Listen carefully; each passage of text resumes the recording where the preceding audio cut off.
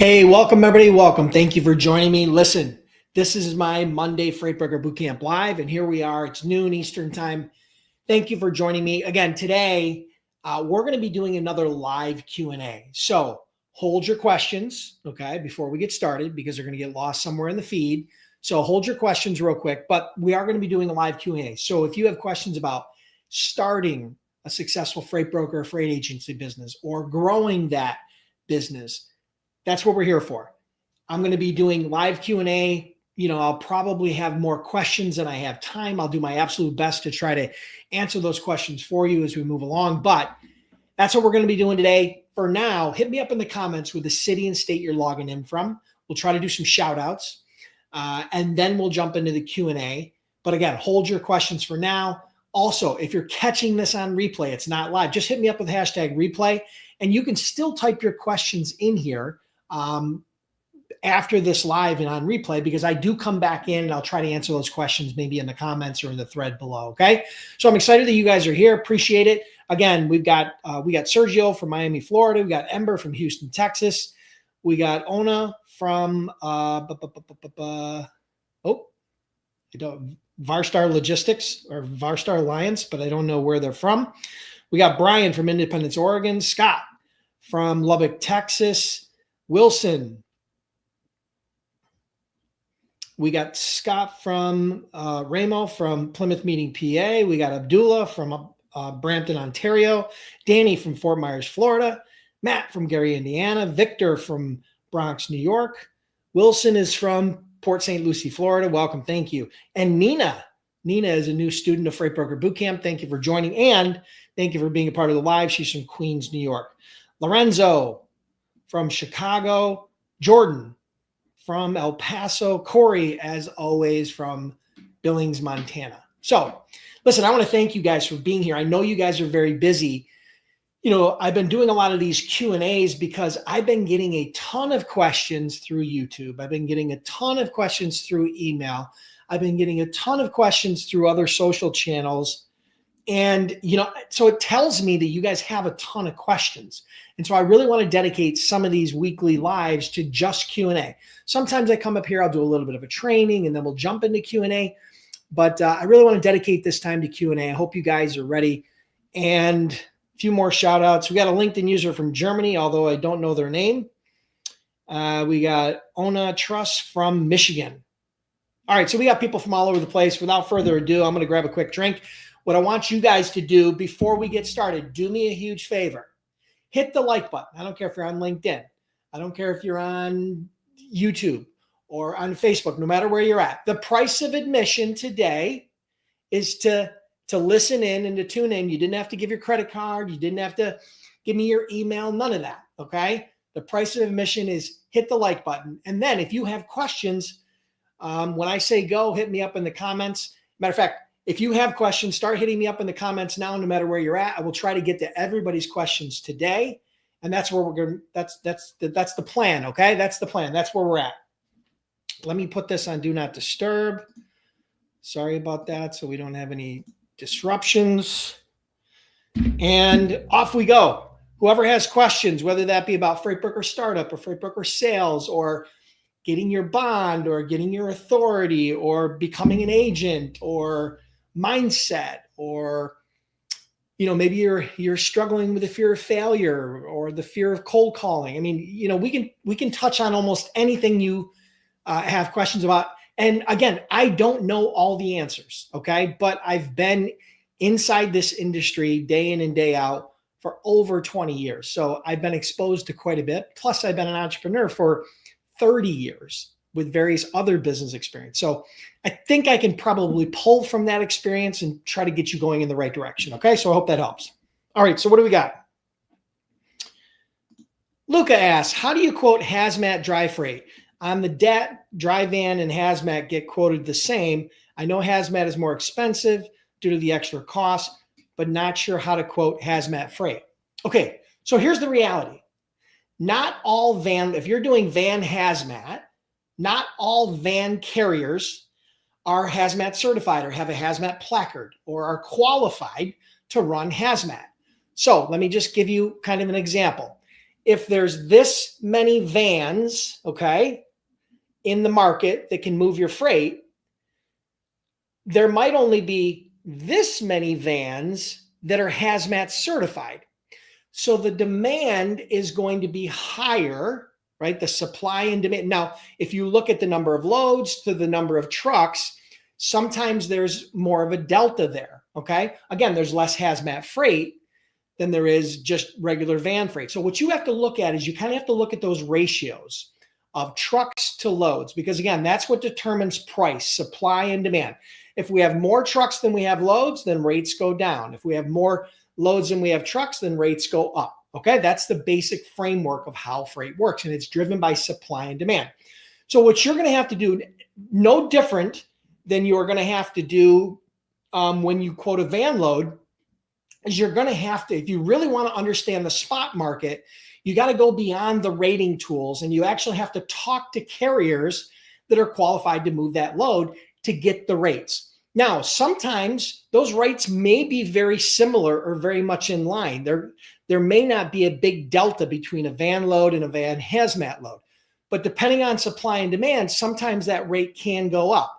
So the only way to truly understand the spot market in and out of any lane is to actually talk to carriers that have van hazmat and they're certified and they have the right equipment. Okay.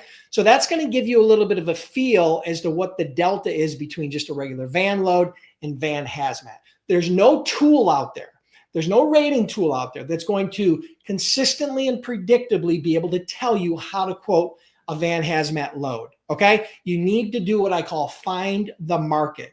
And what I mean by the market is the spot market. And the way that's done is by talking to carriers that actually want to run that lane. So that's going to come from the load boards.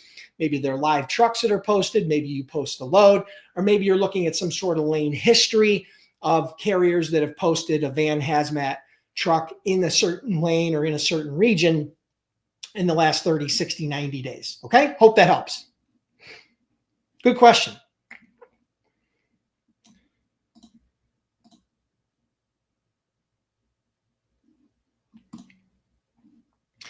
Rob asked, who offers contingent cargo? There are a lot of companies out there that offer contingent cargo.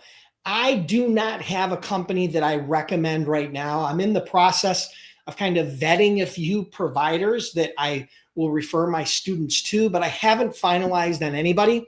But if you just do a search on Google for freight broker contingent cargo insurance, you're going to find different providers that offer that type of service. Now, mileage may vary. You have to vet them yourself, but I don't have a specific company that I recommend right now. And again, just so you understand, people that are looking to get started as a freight broker, freight agent, contingent cargo is not a requirement to get your freight broker license or to be an agent. Okay. It's optional coverage that some brokers decide to do in startup. Many of them will do it later on after they have more positive cash flow, because then they reinvest some of those profits back into other opportunities. But the majority of shippers do not require contingent cargo. And I'll debate anybody about that. The large companies, the large shippers, Pepsi and Nestle and Unilever and all these big brands, yeah, they're going to require you to have a contingent cargo. But there's way more large companies like that than there are the small to medium-sized companies. And I believe that's really where your opportunity lies as a new broker or agent.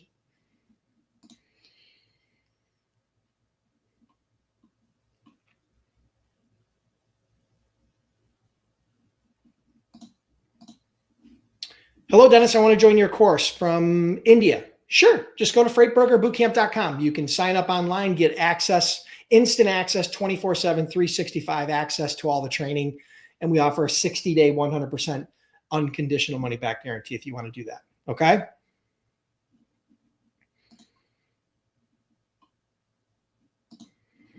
Danny, I'm still pretty new to the freight business, just getting started as an agent. In your opinion, what's one thing I should really lock in on during my first 30, 60 days to build a solid base? Okay.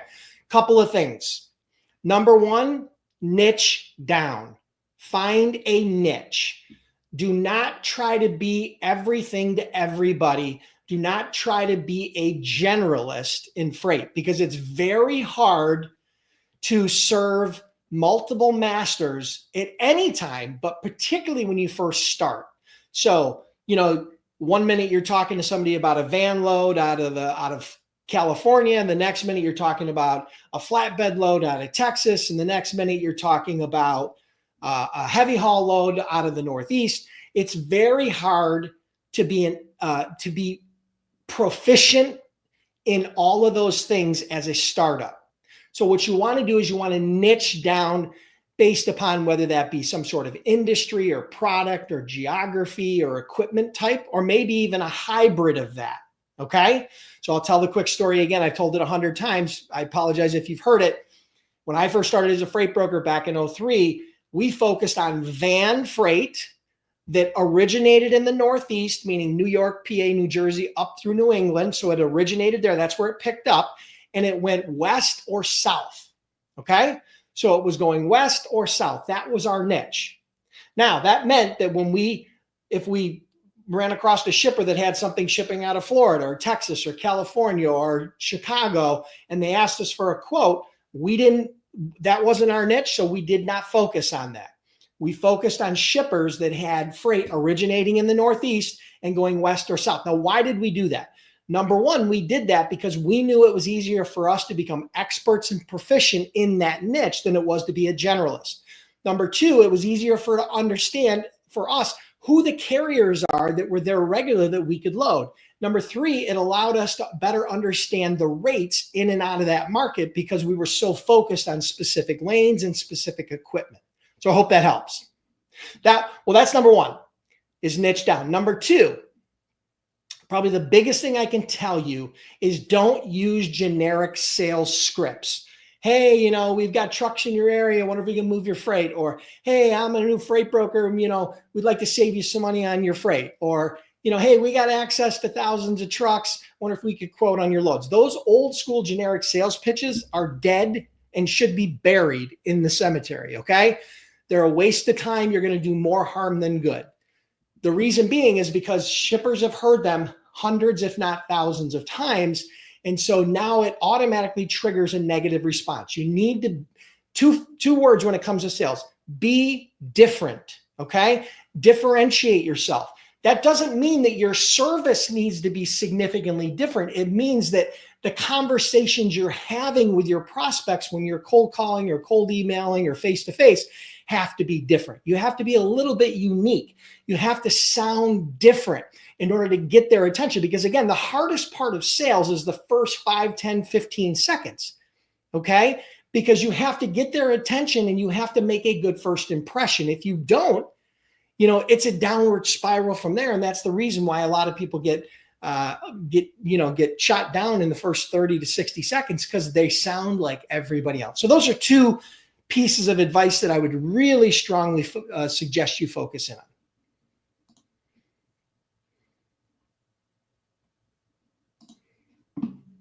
on. Matt asks, what's a good laptop or program I would need for this business? Okay, so you can use any laptop. If it's a modern laptop, you don't need to go out and spend thousands of dollars. You could probably get a laptop for under $500 that is more than capable of helping you do what you need to do. You're not doing any sort of heavy sort of software because most of the software is web-based. So what will be more important is the speed of your internet connection, the quality of your internet connection. So a laptop with a decent internet connection and a phone, whether that be a cell phone or a hard line, whatever you choose to do. So those are the three primary tools. As far as software goes, the number one software you're going to need to get started is a load board, and that's online. That's called a SaaS product, right?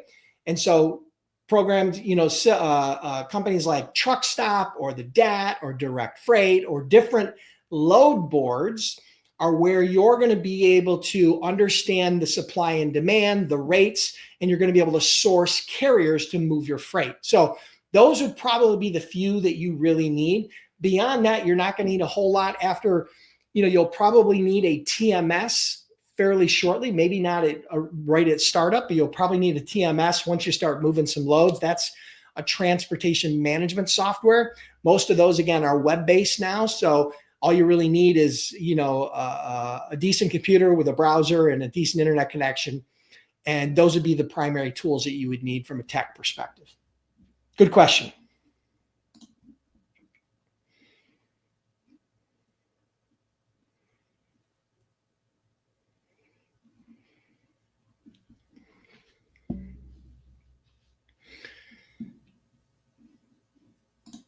Okay, Ona Truss asks, how do you overcome objections from cold calls? Can you please share some advice so I can tell my team? Well, there's all kinds of objections that you might get. It might be the objection about price. It might be the objection, we're too busy.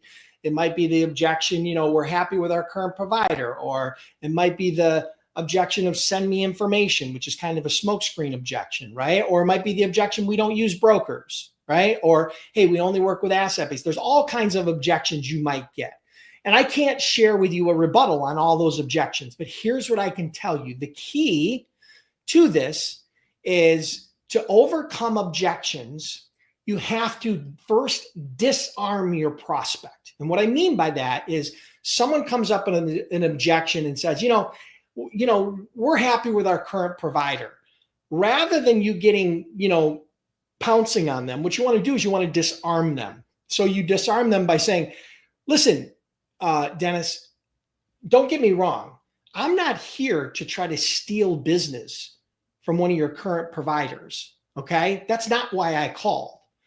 What I thought was, and what I believe I can help you with is if we could have a quick conversation, I thought we might be able to uncover some gaps or opportunities that would really help make your business, help save you time, help you have less stress, less frustration. So all I want to do right now is schedule a quick call to see if we might be able to help you. Okay. So what we've done is we've disarmed them. Okay. Because what happens is you got to understand when you have a shipper that's been working with another broker or another carrier for 3 or 4 or 5 or 10 or 20 years, they're a lot of times very protective of those carriers because they have strong relationships. And so if you come in and say you're the greatest thing since sliced bread and you want their current provider's freight, they're going to get very protective. So if you take more of a consultative approach, and then you disarm them and you take more of a consultative approach and a little bit softer approach, a lot of times you'll get another opportunity. Okay. As far as the actual objection itself, right? The best way to handle objections is to put together scripted out rebuttals for that exact objection. Okay. And then what you have to do is you have to practice. And the best way to do that is to role play and record yourself, right? So if I had a new salesperson here and they were struggling every time they ran into an objection, we would put down all the 4 or 5 core objections that he could get. And then we'd script out an answer, a rebuttal to those objections. And then we would role play those objections back and forth and back and forth. And we'd record them so that not only I could listen to try to critique it a little bit, also they could listen to try to self-critique and improve it, right? So those are a couple of ideas on how you can better overcome objections, how you can help your team better overcome objections. Again, as a part of my Freight Broker Sales Accelerator, which is my sales training and coaching program, okay, I'll share that with you guys really quick. Because you asked, I'll share that with you. That program, if you want to get on the wait list, just go to freightbrokerbootcamp.com/waitlist. Okay. It's not a free program. It's not a cheap program. It's a sales coaching and mentoring program where I work with you personally to teach you the exact sales system that I use to do over $200 million as a freight broker. Okay. So again, you can't join right now. It's sold out, but spots probably will be opening up in the next several weeks. So if you get on the wait list, you'll get notified and then you might have an opportunity to work together. Okay. So I hope that helps. But yeah, that's really, we do a lot of that, talking about overcoming objections and disarming, your prospects and all the cold call and cold email and LinkedIn, the entire process of how to make a good first impression, right? How to build strong rapport, how to overcome their objections, how to follow up, how to close the sale, customer retention, all of that is a big part of this program. Had over 1,000 students go through that program. Okay.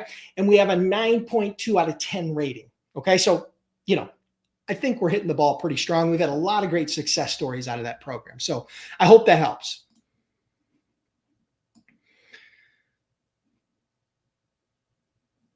I'm scrolling. I'm just looking for some questions here. Hold on.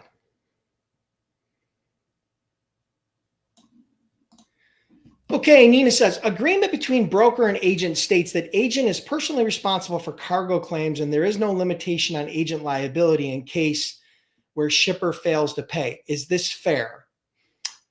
Terms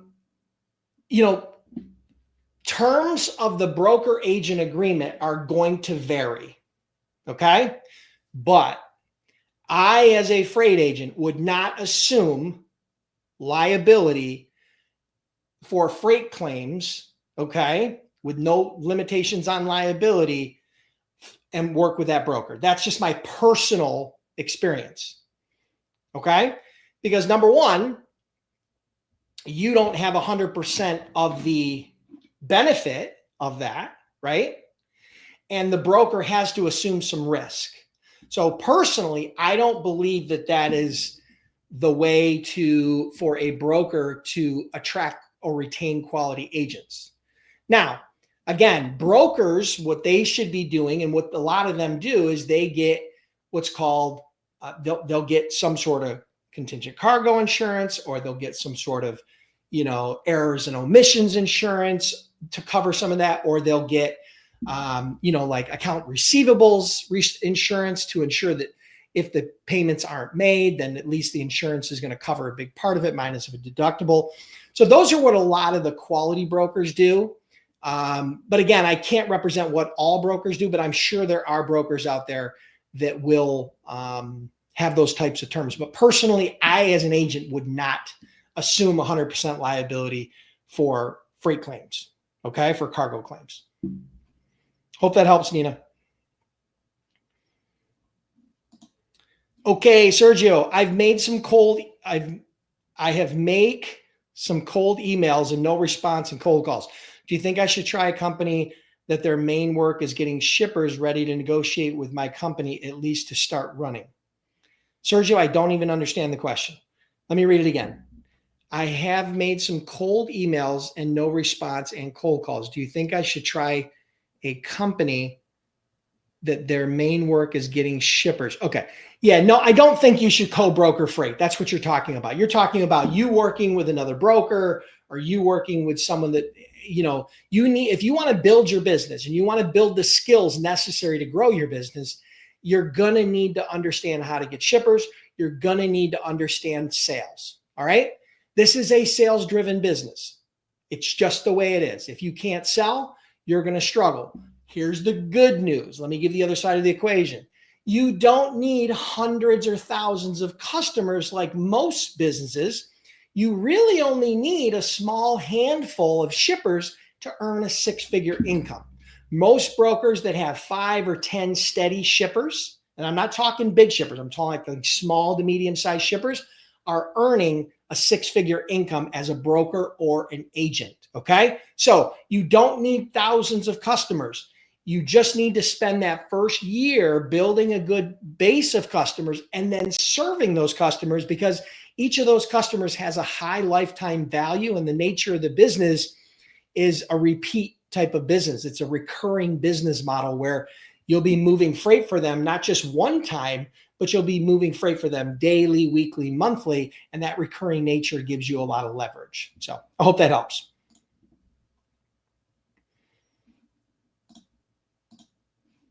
Let me get rid of this banner real quick. Sorry.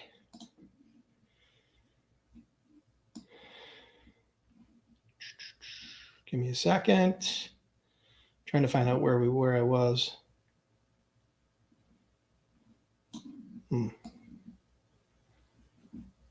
Jeez, a lot of questions. Holy cow.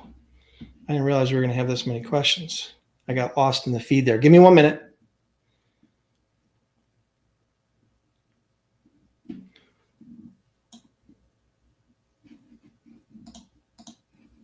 Okay, John asks, getting past the barrier has been tough. New brokers not established with factoring companies loses a good carrier. Well, John, here's what you got to do. You've either got to get established with a factoring company, or you've got to get started, right? The key here is this.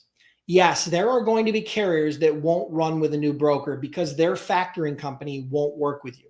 But if you develop a relationship with the major factoring companies, let's call 5 major factoring companies, and you introduce yourself and you get set up with a profile, a lot of times they'll set you up with a small credit limit after they do a little bit of background on you. And then what you'll be able to do is you'll be able to leverage that to start doing business with a few carriers. And every load that you move with a factoring company is going to improve your credit. Okay. Every load that you move with a carrier is going to improve your credit as long as they report it to the major agencies. So yes, like any business, I don't care what business you're in, sometimes it's harder to get vendors to supply you product or services when you first get started, but it's not something that's you can't get over, right? You're going to start out with no credit. And then if you do the right thing, you start moving some loads, you're going to build your credit up to maybe B or C credit. And then within a year or so, if you do the right thing and you're moving a decent amount of freight and you're paying your bills on time, you're going to have A or B credit on the load boards and with most of the factoring companies. So there is a little bit of a price of admission. Some carriers won't use you, but many will, especially if you're working with maybe smaller carriers sometimes. So I do have an entire training. If you go to my YouTube channel and you do build and you search my channel you go to the channel and then you search within the little search bar there for my channel, Build Credit, and you'll see I think I did a full interview and then an entire video on how to build your credit fast, kind of do a quick walkthrough. Plus, let me share this with you really quick. I've got a free training that I think will help you, John. Hold on a minute.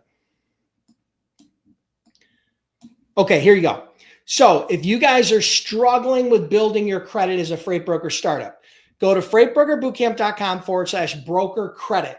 Now, this is a program that's put together by a partner of mine called Optify, and what they do is they're a factoring company, but they put this broker credit building course together. And if you're a part of my community, you can get it absolutely free. They normally sell it for $250. But if you're a part of my community and you go to that link, you can get it absolutely free. You enroll, you get access to the training. I went through it. I believe it's really, really good. And it'll walk you through step by step some of the big mistakes that brokers make when trying to build their credit as a startup. So you can go to freightbrokerbootcamp.com/broker credit. Now, if you're looking for factoring help, where you're actually at the point where you need factoring, there's not a lot of factoring companies out there that actually will do business with startups. So just go to freightbrokerbootcamp.com/cash flow. If you fill out that form, someone from Optify will contact you. They specialize in working with new brokers. Okay. So I've set up that relationship to serve my community, obviously. So just go there. Again, you want the free credit course, go to /broker credit. If you're looking for more of the actual services, it's /cash flow. Okay. So I hope that helps.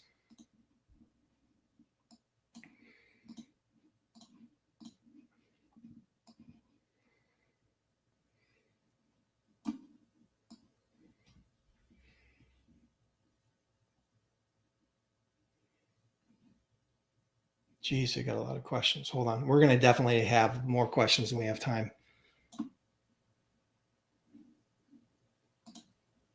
Okay, Jordan says, I'm a little less than halfway through the boot camp. It is smart to go ahead and get my LLC ready. And also, should it be under a different name than my brokerage name will be? Okay. So if you're committed that you're going to become a broker or an agent, starting an LLC makes sense. Okay.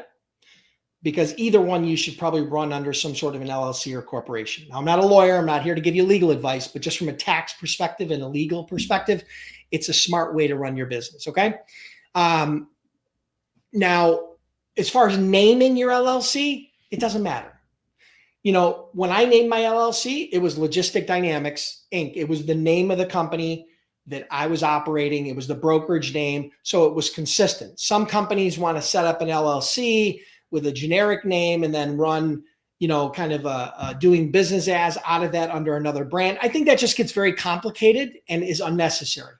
If you're planning on running a freight brokerage, name the LLC or the corporation, whatever you're going to name, to actually run the brand as. Okay. So I think that's the easiest way.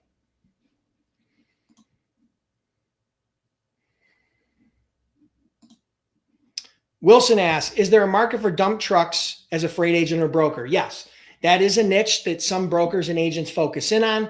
Again, that's a niche. You're niching down into dump trucks. What you'll probably want to do is you'll probably want to add some sort of geography to it, or maybe some sort of specific industry that focuses in on that, whether that be construction or whether that be, who knows, right? I mean, I personally don't know a ton about dump trucks, but the dump truck niche is a very viable niche for both brokers and agents.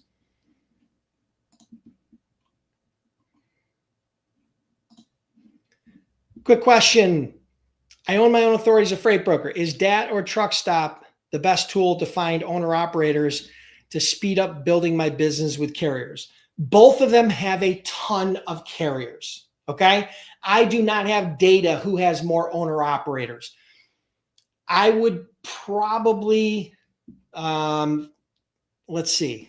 Let me see what I got here. Let me see if I've got something.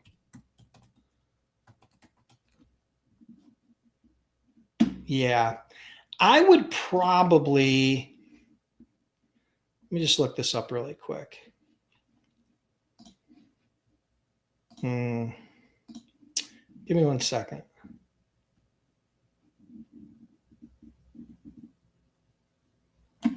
Yeah, okay. So in this case for owner operators, I would probably go to Truck Stop. Okay, so if you go to freightbrokerbootcamp.com/load board, Truck Stop is a partner of ours, and they will offer you, they usually have some sort of a discount associated with that partner link. So if you want to set up with Truck Stop, all right, it's not going to cost you any more. Matter of fact, you'll probably get some sort of a discount, whether that be a percentage off or whether that be some sort of free month, right? I think they have 20% off right now, okay, for 6 months if you go through that link. So I would probably say from an owner operator perspective, that's probably your best bet. But again, the DAT and Truck Stop both have a lot of carriers. I don't think you can go wrong with either one.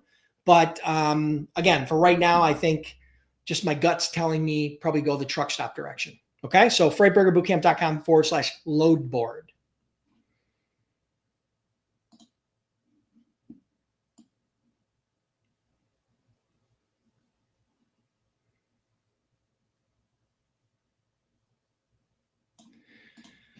Okay, hi, my name is Martin, and I'm with Innovated Carrier, a brokerage company in New York with over 25 years of experience as the freight brokerage. We have a few salespeople working alongside our dispatch office. Since I started listening to your show, we've been considering hiring freight agents. Could you provide advice on how to fund this initiative, given that we have never employed freight agents before? Will it be difficult for us to set up and implement this system? Do you have any I'm just assuming any advice, right? So here's what I would suggest. You're an established brokerage. So the good news is you've already got credit, you've already got tools, you've already got systems in place to run a brokerage. So that's the big advantage you have, okay? Now, launching an agent program really isn't very expensive, and here's why. Because as an agent, you're going to pay them straight commission. You're typically going to pay them 50 to 70% of the profit on any load that they originate, meaning they bring their own customers, they move their own load, and whatever profit margin is left, they're operating under your authority. You guys split that profit. The agent usually gets somewhere between 50 and 70%. So there's not a lot of upfront costs. You're not paying salary, you're not paying benefits, you're not paying retirement, you're not paying any of that, right? But you're paying a healthy commission so that they can then do that as their own independent freight agent, okay? Most agents are going to work remote. Okay, they're going to work from home or a remote location. So they're probably going to need access to your TMS. They're probably going to need access to the load boards, some of which you can charge the agents for as long as it's just kind of a pass through because they are business owners. So there's not going to be a lot of expense there either. You're going to have a little bit of a support, base there for the agents. So you're probably going to need at least one person to support the agents. You could probably use one of your existing people to do that part-time until you get enough agents where you really need support. But there's not a lot of fixed capital cost for you as an established broker to start an agent program. Probably the biggest part will be the time and energy that you spend recruiting agents and hiring agents. But again, that's not a big capital cost. There's not a lot of cost there. It really comes down to time. So I'm just giving you a little bit of a brain dump here. But yeah, it could be a highly profitable way for you to scale your business, assuming that it kind of fits your culture and that you guys are in the position to, to do that. So I hope that helps.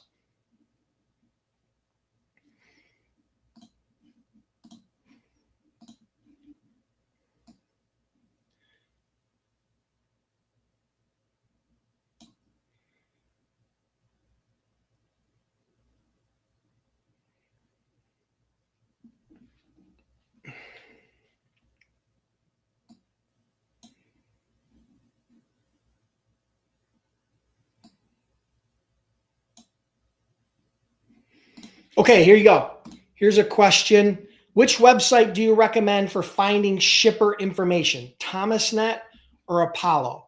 Both of those are great, okay? But I believe, let's see, that Apollo is better. Now, here's the good news, okay?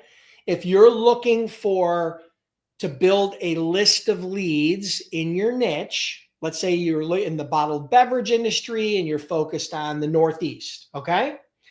If you go to Apollo, if you go to freightbrokerbootcamp.com/free leads and you sign up for Apollo, all you need is an email and you do not have to put in a credit card, okay? So they don't even require you to put in a credit card to start using their system. Matter of fact, you don't ever have to add your credit card to start using their system free.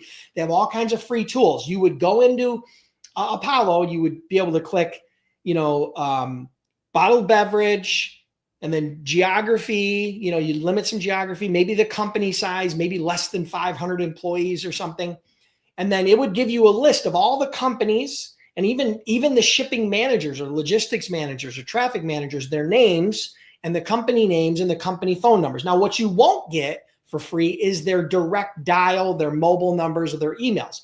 But you can get the company name and the company phone number and website free. All that's free.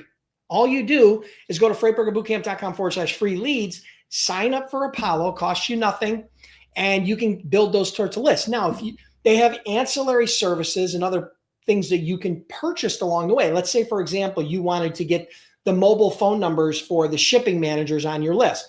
Well, you can pay for that. That's a subscription service. Very affordable, right? Because now you're going to have direct access to those people, right? You want their email, things like that. So yeah, I believe that Apollo is the best right now. There are a lot of great sources out there. Thomas is good.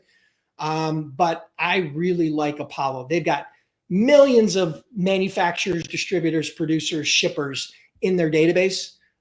So if you have, depending on your niche, you're gonna, and this is not just in the US, this is international, right? So I hope that helps, but that's probably my favorite right now.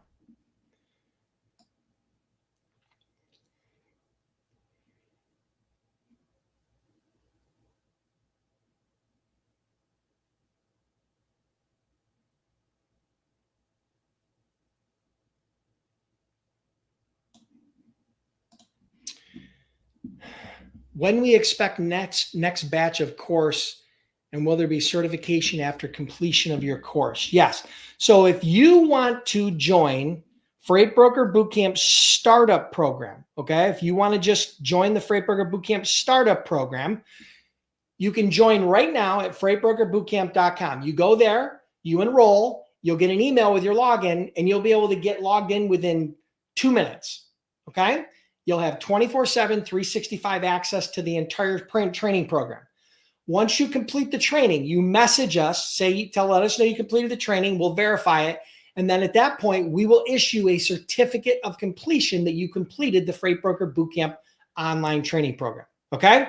Now, that's how the process works. So you don't need to wait to get enrolled. This is an online course, meaning this is self-paced, meaning you can go at your own pace. You don't have to show up Wednesdays at 2 p.m. for a live. You're basically going to be able to consume the training information and the systems and everything that we teach on your own pace. So if you want to log in the morning at 9 a.m., you can get full access. If you want to log in at 9 p.m., you get full access. If you want to work on it for 30 minutes today and then not work on it for 5 days, it's totally at your own pace. And again, it's very affordable. And we offer a 60-day, 100% unconditional money-back guarantee. Okay? So I hope that helps.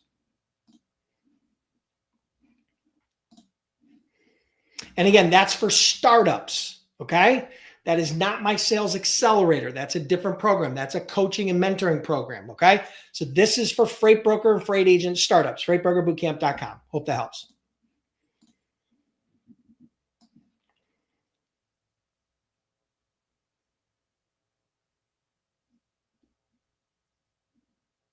I'm scrolling.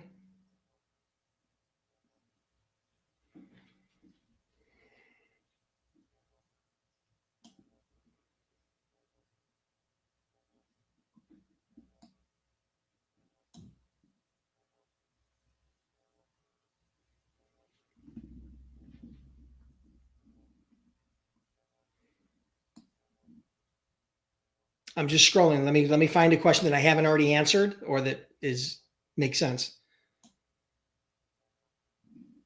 Okay, this is a question that keeps getting asked. How do new startups accurately quote rates? Do you absolutely need a load board subscription? Yes. In order for you to quote rates effectively, you're going to need a load board. And let me explain to you why.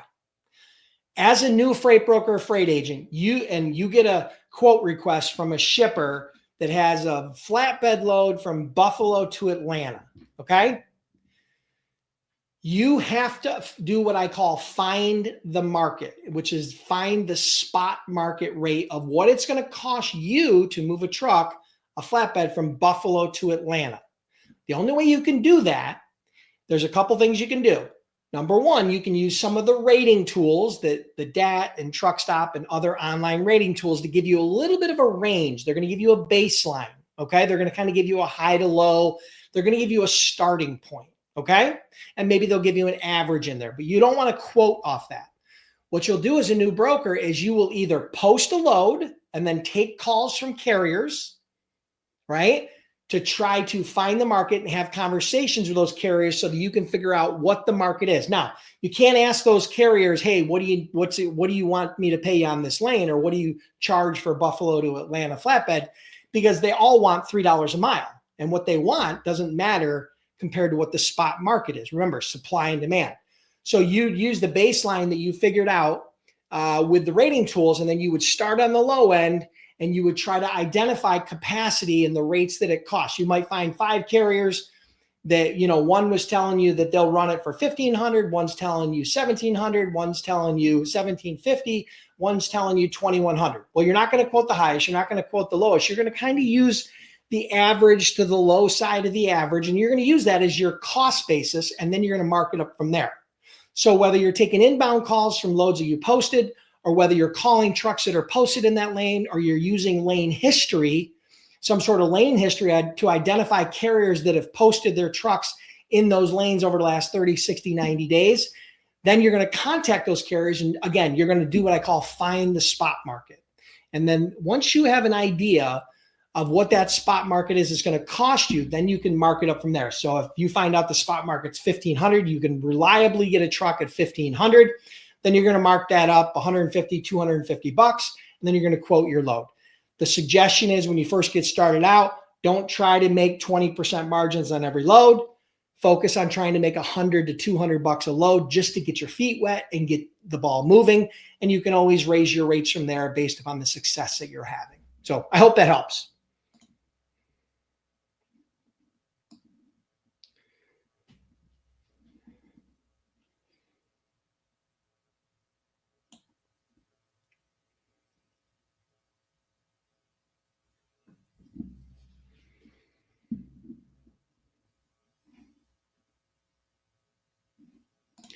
Sincere Convo asks a question. Hello, I've seen a lot of firms struggling this past month. Well, no, okay. I haven't. Agents are saying they haven't been paid in 30 days. What's going on in the market? Is this a great time to start your brokerage? Okay. So if agents are moving freight, they're getting paid unless they're operating with a broker that's not doing business the right way. But all the reputable agent programs, okay, pay their agents, okay? And so your real question is now a good time to become a freight broker or freight agent? And I'm going to pose this question back to you, but let me explain to you what I mean. So let's look at the 2 primary times that people think about when they start a business.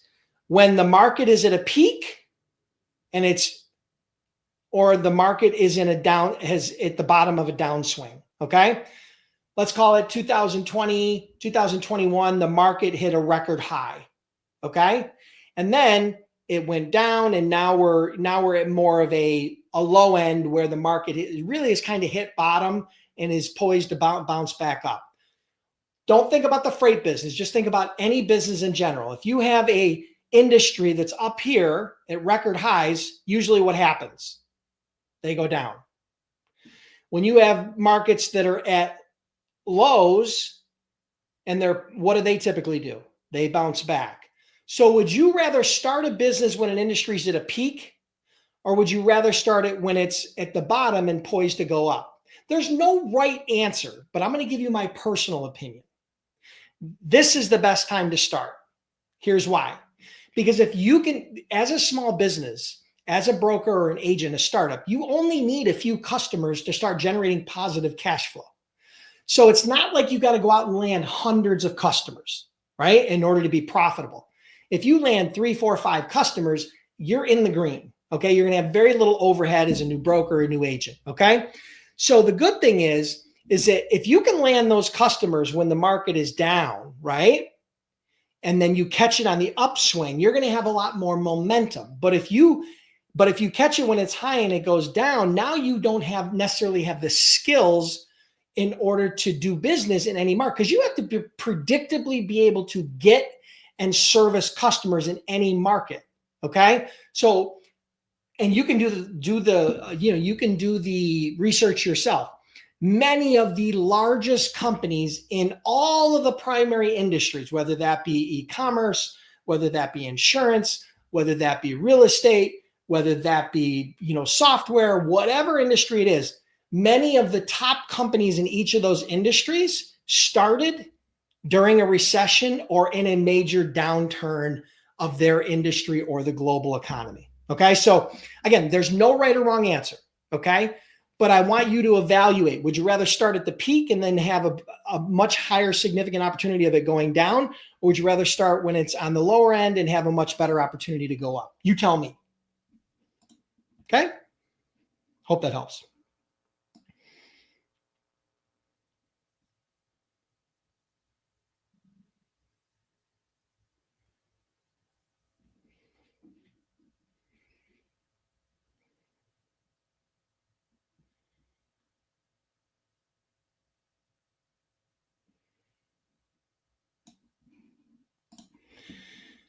At Central Dispatch, we understand that this platform typically does not have a formal agreement with the shipper. Is it good to proceed with such setup? What are risks in case? What precautions? Well, I'm going to tell you right now, a lot of broker shipper relationships don't have contracts. But what they'll have is they have the general rule of law, and then they have the credit terms associated with paying the bills and the rates that they've agreed to. So the one thing you absolutely want to understand and establish with whoever your shipper is credit terms. So some sort of a credit app or them agreeing to some sort of credit terms, either through email or in writing. The second thing you want to have documented in some sort of digital or written format is the rate. Okay. You want to make sure you agree in writing what the rate is and that they know, and that there's rate transparency so that they know what you're going to be billing them as the shipper. Okay. So I understand your concern, but the reality is that there's a lot of freight that moves without an actual formal broker shipper agreement. All the large companies require it, but a lot of small to medium-sized companies don't even require full-blown contracts, right? So, I'm not giving you legal advice. I'm just telling you the way of the world when it comes to freight brokerage.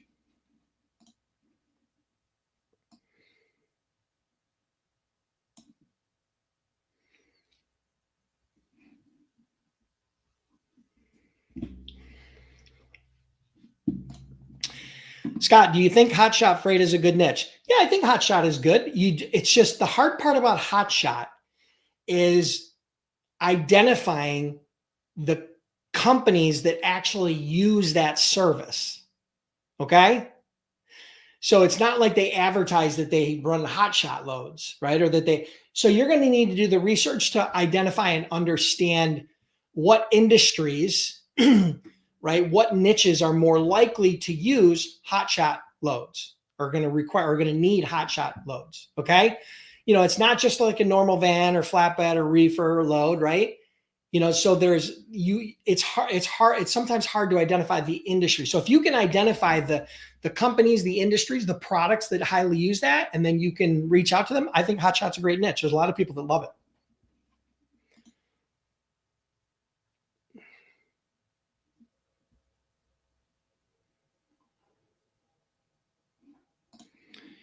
Danny asked, when a shipper finally agrees to let me handle a spot load, what does the process look like from there? How different is it from managing regular freight? There's really not much difference. If the shipper agrees to allow you to move the load, okay, they will send you what's called a load tender. They'll send you an email or some sort of, typically an email with the load details, where it picks, where it drops, the weight, the commodity, and the rate that you guys have agreed to. That's a load tender. You accept that tender. That's an order confirmation, right? You're going to then take that data, you're going to post it to whatever load board you're using, or you're going to reach out to carriers that you already know that'll run that load. And then once you source a carrier, you negotiate with the carrier. If you quoted the shipper 1,000, you're going to negotiate $800 or $900 to you. Going to leave you $100 to $200 in profit. You'll send a rate confirmation to that carrier. Obviously, they're going to need to have a broker carrier agreement and a rate confirmation. After that, on the day of the pickup, you're going to dispatch the truck into the pickup location and make sure they're there on time. Then you're going to monitor that load through to delivery and then make sure they deliver on time. And then after that, the carrier is going to send you an invoice with a signed bill of lading, right? Showing that the receiver accepted the load with no damage. And then at that point, you're going to use that signed bill of lading. You're going to create your own invoice, and then you're going to bill the shipper. And then you're going to wait to get paid, whatever your terms are. So I hope that makes sense.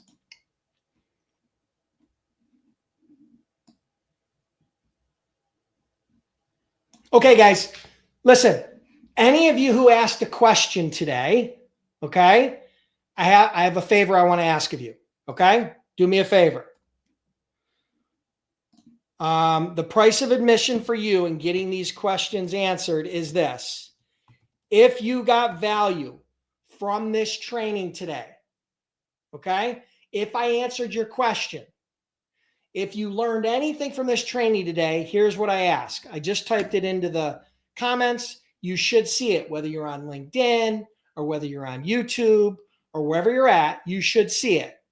And it is, I'm asking you to write a quick Google review, okay? You should see it in the comments. It says Google review. Just click on the link that's there, right? Again, YouTube, Facebook, LinkedIn, you should see it. And then all I ask of you is just write a quick Google review, okay?